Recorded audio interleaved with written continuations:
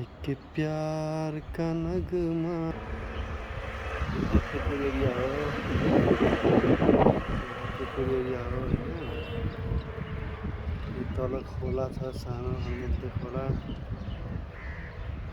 अनि यो केएमसीको बिल्डिङ, धान फलेको अन्त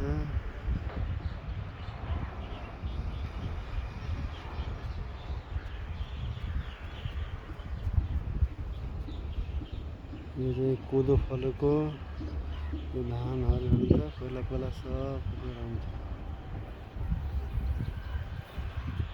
फेरि यो भक्कपुरतिर आएर यहाँबाट